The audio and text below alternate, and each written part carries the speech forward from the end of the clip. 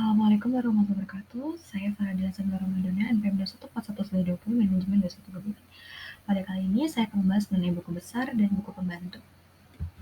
Pengertian buku besar merupakan kumpulan rekening yang digunakan untuk menyortasi dan meringkas informasi yang telah dicatat dalam jurnal.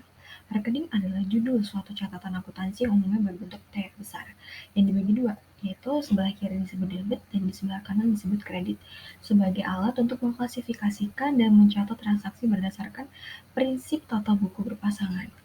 Kemudian dalam sistem manual, kegiatan posting ini tuh memerlukan 4 tahap berikut ini.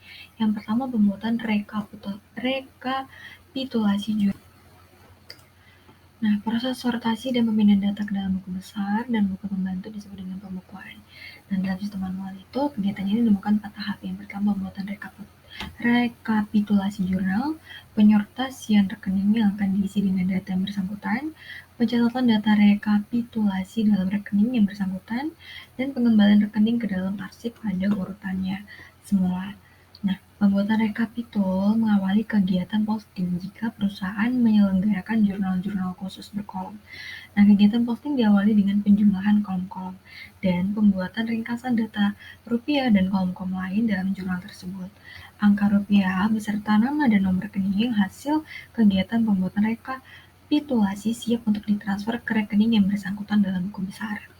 Nah, untuk mencatat hasil rekapitulasi tersebut, harus dilakukan penyortasian terhadap rekening-rekening dalam buku besar untuk mencari rekening yang bersangkutan dengan yang tercantum dalam hasil rekapitulasi.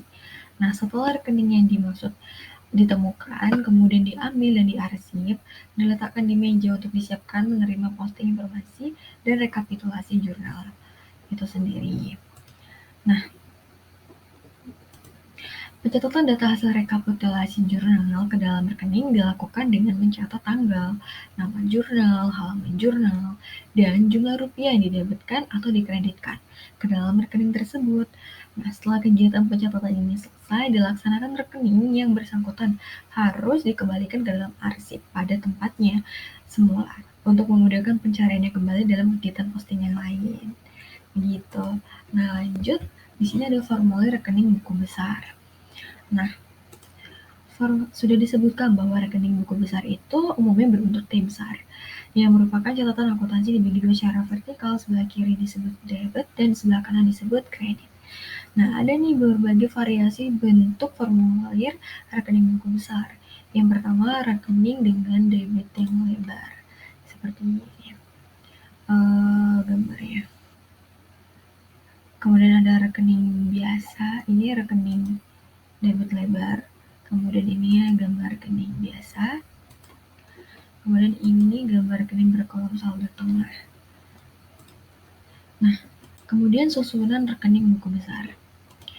Rekening-rekening yang dibentuk dalam buku besar itu harus disesuaikan dengan jenis dan susunan informasi yang akan disajikan dalam laporan keuangan. Biasanya laporan keuangan yang dipakai sebagai dasar pembentukan dan penyusunan rekening-rekening buku besar adalah neraca dan laporan laba rugi.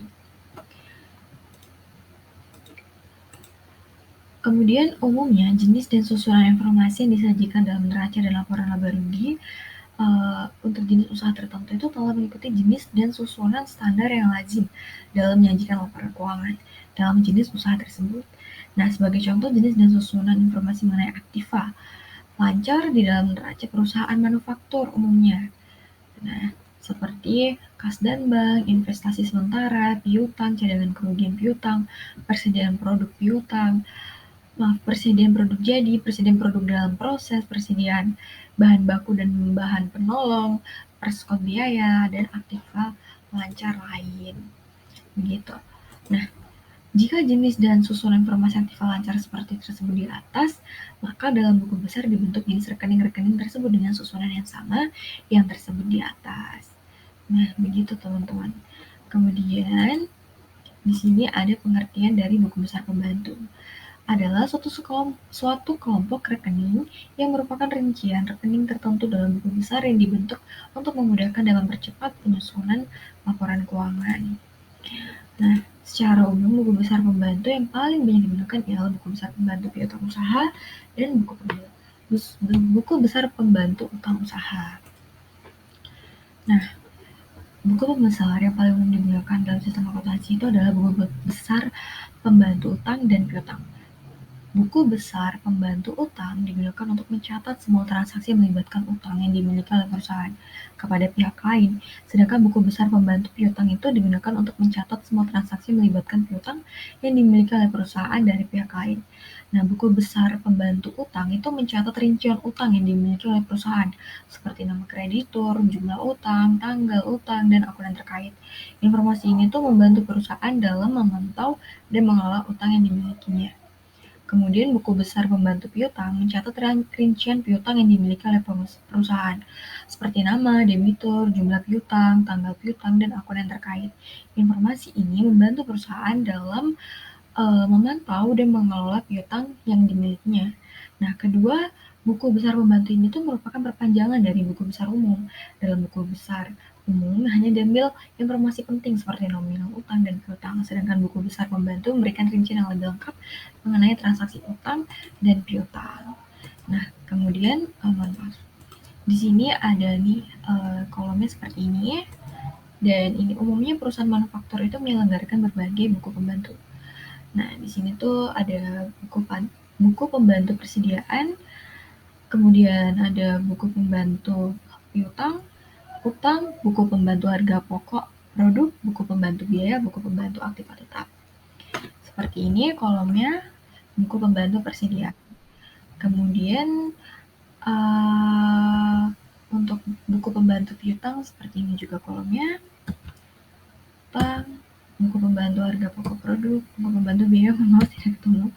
Dan ini buku pembantu aktiva tetap. Baik, sekian yang bisa saya sampaikan materi pada buku pembantu dan buku besar dan buku pembantu. Apabila ada salah kata saya mohon maaf. Wabillahi taufiq wal hidayah. Wassalamualaikum warahmatullahi wabarakatuh.